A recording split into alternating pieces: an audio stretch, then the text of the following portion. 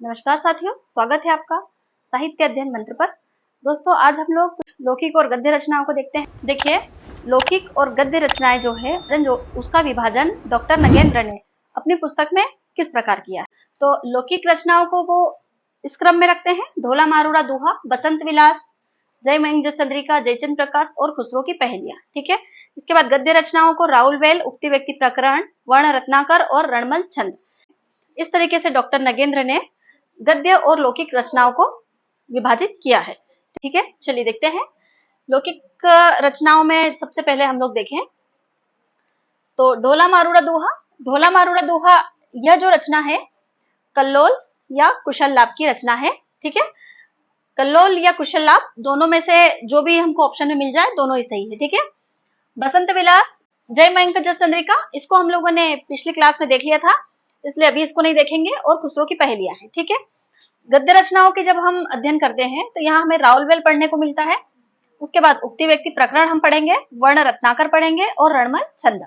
इन रचनाओं का हम अध्ययन करेंगे। ठीक है। चलिए, अब मैंने कुछ रचनाओं को लिखा है बोर्ड पे, तो थोड़ा थोड़ा एक एक करके हम लोग पढ़ते हैं। ठीक है। सबसे पहले हम लोग लिखते हैं ढोला मारूड़ा दोहा को, जो डॉक्टर नगेंद्र ने सबसे पहले स्थान पर रखा है। ढोला मारूड़ा दोहा जो रचना है, रचना जो है ये 11वीं सदी की रचना है। ठीक है। और इसके जो रचनाकार है वो कल्लोल या कुशल लाभ है ना। अभी हमने देखा इसको। अब देखिए, यदि एग्जाम में कल्लोल या कुशल लाभ दोनों ऑप्शन मिलते हैं तब हमें कुशल लाभ को प्राथमिकता देना है। ठीक है। क्योंकि देखिए, ढोला मारूड़ा दोहा में कल्लोल कवि के जो छंद मिले हैं वो 11वीं शताब्दी में मिले हैं। ठीक है। लेकिन ऐसा भी अध्ययनों में पाया गया है, ऐसा भी पाया गया है, डॉक्टर नगेंद्र बताते हैं कि इसमें जो है कुशल लाभ के भी कुछ छंद देखने को मिले हैं। ठीक है। कुशल लाभ के कुछ छंद यहाँ जोड़ दिए गए हैं 14वीं सदी में, तो इसीलिए जो है इसको कुशल लाभ भी इसके रचनाकार माने जा सकते हैं। ठीक है। अब इस बात का अभी यहाँ पर कोई प्रमाण नहीं है कि यह रचना किसकी है, लेकिन दोनों ही मान्य है। लेकिन इसके बाद आगे चलते हुए हम देखते हैं ढोला मारूड़ा दोहा के बारे में कुछ इंपॉर्टेंट पॉइंट्स जो बनते हैं, है ना। जो यह रचना है, जो यह रचना जो है, इसकी जो भाषा है वो राजस्थानी है। अब इसमें राजस्थानी का पुट ज्यादा देखने को मिला है, इसलिए इसे डिंगल शैली में माना जा सकता है। ठीक है। अब इस पे हमने कल भी चर्चा की थी कि डिंगल और पिंगल को आचार्य शुक्ल भाषा मानते हैं और डॉक्टर नगेंद्र इसको शैली मानते हैं, है ना। तो आगे चलते हैं। लोक भाषा में लिखा गया काव्य है ये, है ना। डॉक्टर नगेंद्र मानते हैं कि यह इसकी भाषा जो है वो लोक भाषा है। ठीक है।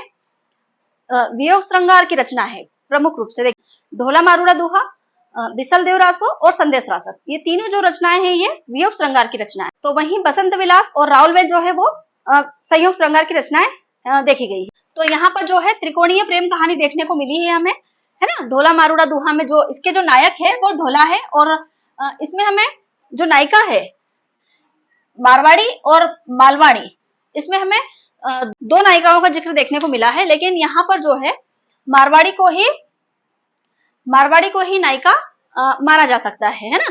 क्योंकि देखिए, जो ये ढोला जो नायक है ये नरवर के राजकुमार है, और इनका विवाह जो है मारवाड़ी से 3 साल की उम्र में हो जाता है ना। और मारवाड़ी की उम्र उस समय होती है 1.5-2 वर्ष की, है ना।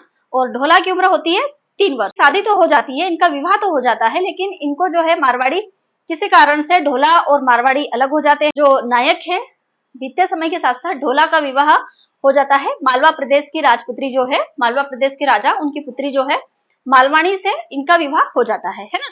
और ढोला जो है बचपन में हुए इस विवाह को भूल जाते हैं, लेकिन मारवाड़ी को ये चीज याद रहती है, और मारवाड़ी निरंतर इसी प्रतीक्षा में रहती है कि ढोला उन्हें लेने आएंगे, है ना। तो इसी के ऊपर है जो ये पूरा काव्य लिखा गया है था, और विरह वर्णन देखने को हमें मिला है ना। इसीलिए इसको विरह काव्य की श्रेणी में रखा गया है। तो लेकिन ढोला को ये चीज पता नहीं होती है कि वहां उनका विवाह हो चुका है और मारवाड़ी जो है उनकी प्रतीक्षा कर रही है। लेकिन जैसे ही उन्हें ये पता चलता है तो वे जाते हैं मारवाड़ी के पास और उसको लेकर के आते हैं, है ना। तो इस तरीके से ये कहानी चलती है इन तीनों के बीच में। तो इसीलिए इसको त्रिकोणीय प्रेम कहानी का नाम दिया गया है ना। अब जो मारवाड़ी है वो पुंगल प्रदेश की राजकुमारी है, प्रदेश जो बीकानेर में आता है ना। जो पुंगल प्रदेश है ये बीकानेर इसको कहा जाता है, ठीक है, वर्तमान समय में, है ना। इसके आगे हम देखें, यह गीति काव्य है, इसको जो है गाया जाता है ना, जिसको गाया जाता है वो गीति काव्य होता है ना। और ये जो है मुख्यतः ये जो है पश्चिमी राजस्थान में हमको देखने को मिला था। इसके बाद हम देखें, इसको सर्वप्रथम प्रकाशन में लाने का श्रेय जो है वो 1934 में नागरी प्रचारणी सभा काशी के द्वारा किया गया था, है ना। इसको सर्वप्रथम जो प्रकाशन है वो 1934 में नागरी प्रचारणी सभा काशी के द्वारा किया गया था। जो अगली रचना भी बहुत इंपॉर्टेंट रचना है ना, बहुत ज्यादा इंपॉर्टेंट रचना है ना, रोड़ा कवि की है। रोड़ा कवि का समय जो है 10वीं और 11वीं सदी माना गया है। इस रचना का समय 10वीं और 11वीं सदी, ठीक। इसकी नायिका जो है राउर है, और यह किसने माना है? डॉक्टर नगेंद्र ने। शिलांकित कृति है, ये बहुत इंपॉर्टेंट है, कृति है, शिला पर लिखी गई थी, है ना। लेकिन अभी ये वर्तमान में कहाँ है? वर्तमान में जो है ये मुंबई में है, प्रिंस ऑफ वेल्स में संरक्षित है, ठीक है। देखिए इसके बाद देखें तो यह जो रचना है राउरवेल, यह चंपू काव्य है ना। अब देखिए चंपू काव्य क्या होता है। चंपू काव्य में जिसमें गद्य और पद्य दोनों का मिश्रित रूप देखने को हमें मिल जाए, है ना। तो इसमें हमें पद्य जो है वो अपभ्रंश भाषा के देखने को मिले हैं, और गद्य जो है वो देश भाषा, पंजाबी, अवधी और राजस्थानी भाषा के देखने को मिले हैं। डॉक्टर बच्चन जो है हुणी नामक नायिका का नक्सिक वर्णन इसमें मानते हैं कि इसमें जो नक्सिक वर्णन हुआ है। देखिए राउरवेल कृति जो है यह नक्सिक परंपरा की सबसे प्रथम कृति मानी जाती है। इसी काल में हम नक्सिक परंपरा पढ़ते हैं, तो इसकी शुरुआत कहाँ से हुई है? तो इसकी शुरुआत भी यहीं से हुई है। नक्सिक परंपरा का जो सबसे पहला ग्रंथ माना जाता है वो राउरवेल ही है। और जो डॉक्टर बच्चन सिंह है, इन्होंने हुणी नामक जो नायिका है उसका नक्सिक वर्णन यहाँ पर बताया हुआ है कि यहाँ पर जो है हुणी नामक नायिका का हमें नक्सिक वर्णन देखने को मिला है, ठीक है। और इसका सर्वप्रथम प्रकाशन का कार्य यदि हम देखें तो इसका सर्वप्रथम प्रकाशन जो है डॉक्टर भयाणी ने करवाया है भारतीय विद्या पत्रिका में, है ना। सर्वप्रथम प्रकाशन जो इसका है वो डॉक्टर भयाणी के द्वारा करवाया गया, लेकिन इसका प्रमाणिक जो प्रकाशन है वो करवाया है डॉक्टर माता प्रसाद गुप्त ने, है ना। सर्वप्रथम प्रकाशन पूछा जाए तो डॉक्टर भयाणी है, लेकिन प्रमाणित और व्यवस्थित जो प्रकाशन करवाया है वो माता प्रसाद गुप्त ने करवाया है, ठीक है। दोनों चीजें क्लियर है आपको, ठीक है।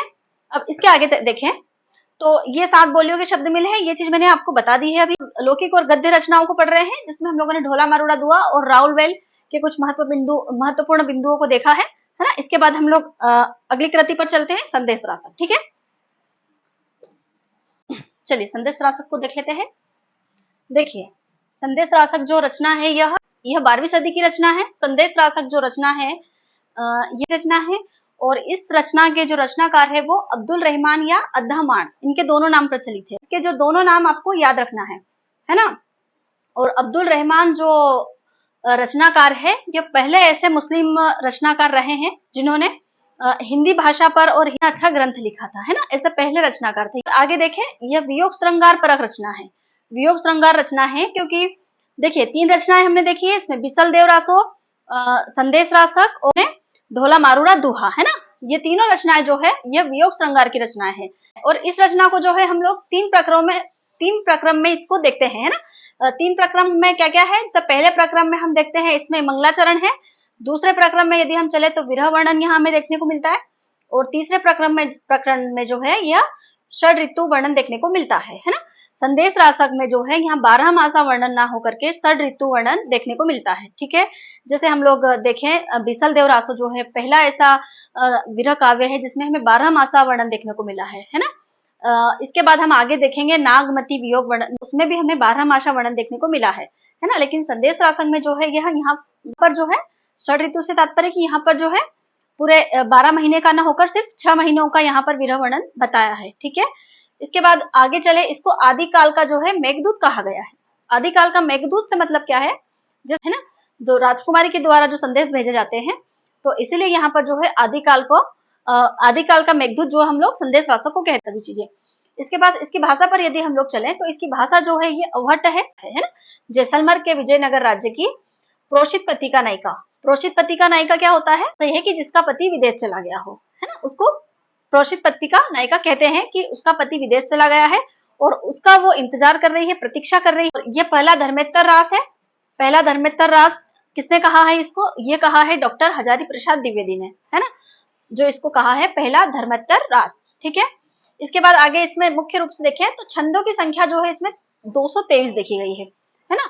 223 छंद देखने को मिले हैं। और मुख्य रूप से छंद यदि हम देखें तो रासक छंद जो है यहाँ पर मुख्य रूप से छंद मिलता है ना। इसके बाद इसमें दोहा छंद का भी प्रयोग देखने को मिला है, लेकिन मुख्य रूप से देखें तो रासक छंद मिला है यहाँ पे, ठीक है। 223 छंदों की जो रचना है अब्दुल रहमान कृत 12वीं सदी की रचना वियोग श्रृंगार परक रचना है। इसमें 3 प्रक्रम है और इसको आदिकाल का मेघदूत कहा गया है। इसकी भाषा अवहट्ट है। ये सब जो चीजें हैं आपको याद कर लेनी। एक ही पंक्ति को बार बार दोहराने का मेरा उद्देश्य यह है कि आपको सारी चीजें क्लास में ही याद हो जाए, है ना, ताकि आप एक बार जब फिर से एक बार क्लास देखो तो आपको सारा कुछ याद रहेगा। और आप नोट्स भी कर लेंगे तो उसको एक बार रिवाइज करेंगे तो सारा ही आपको याद हो जाएगा। इसके बाद हम लोग देखेंगे उक्ति व्यक्ति प्रकरण, दो दामोदर शर्मा या दामोदर भट्ट कवि, है ना, दोनों नाम इनके मिलते हैं। दामोदर शर्मा चाहे मिल जाए चाहे दामोदर भट्ट मिल जाए। तो उक्ति व्यक्ति प्रकरण जो है यह व्याकरण ग्रंथ है और यह गद्य ग्रंथ भी है ना, गद्य में लिखा हुआ है। इसके बाद इसमें जो प्रकरणों की संख्या है वो 5 है। 5 प्रकरण जो है उक्ति व्यक्ति प्रकरण में देखे गए हैं, है ना। 5 प्रकरण उक्ति व्यक्ति प्रकरण में मिलते हैं, ठीक है। इसकी जो भाषा है वो अभ्रंश है, ये मानते हैं दामोदर कवि, है ना। दामोदर अपने ग्रंथ की भाषा को अभ्रंश मानते हैं। लेकिन जब आगे विद्वानों ने जब इस पर और अध्ययन किया तो सुनीति कुमार चटर्जी ने इनकी जो भाषा है उसको प्राचीन कोसली या फिर अवधी, है ना, माना है, ठीक है। प्राचीन कोसली या फिर अवधी भाषा मान लिया है।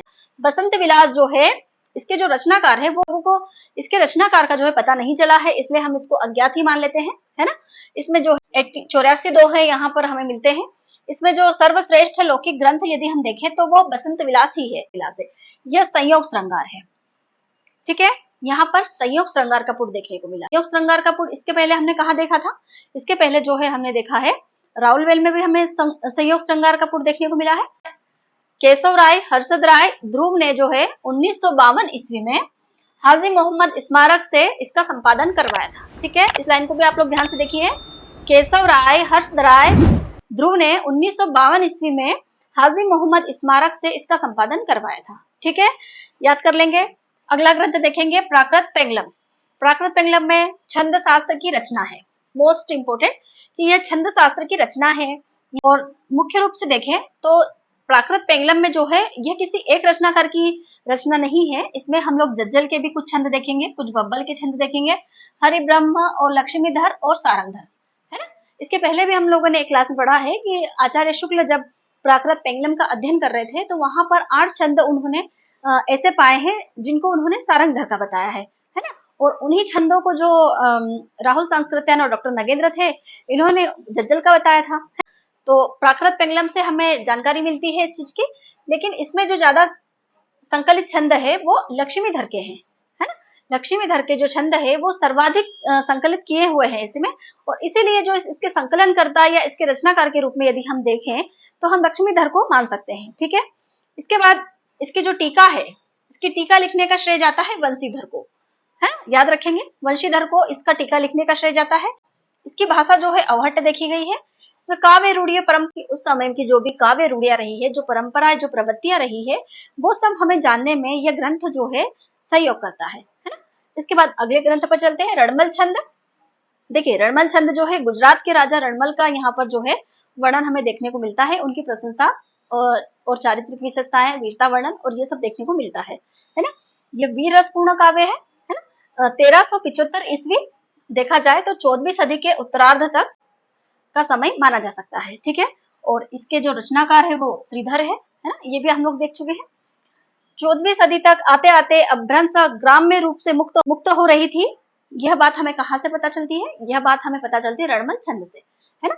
तो यहाँ पर जो हमें इस बात का प्रमाण मिलता है कि 14वीं सदी तक जब अंत हो रहा था, जब 14वीं सदी के उत्तरार्ध की ओर हम लोग बढ़ रहे थे, तो वहां पर जो है अभ्रंश ग्राम्य रूपों से मुक्त हो रही थी, है ना। और ग्राम्य रूपों से मुक्त हो रही थी, इस चीज की जानकारी हमें मिलती है रणमल छंद में, ठीक है। तो इस चीज को आप लोग ध्यान रखिएगा। आज हम लोगों ने संदेश शासक और कुछ ग्रंथ देखे हैं, तो अभी देख लिए हैं। आप क्लास को देखिए 2 बार 3 बार, आपको बहुत अच्छे से सब चीजें याद हो जाएगी।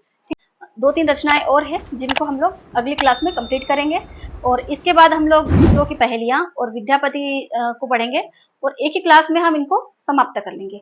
इसके बाद जो है हम आदिकाल से संबंधित कुछ महत्वपूर्ण प्रश्नोत्तरी देखेंगे, जिसमें विगत वर्षों के जो प्रश्न हैं उनको भी देखेंगे और जो परीक्षा की दृष्टि से नए प्रश्न महत्वपूर्ण हो सकते हैं वो भी देखेंगे, ठीक है। और इसके बाद एक नया अध्याय या नया कालखंड हम लोग शुरू करेंगे जो कि है भक्ति काल। नमस्कार।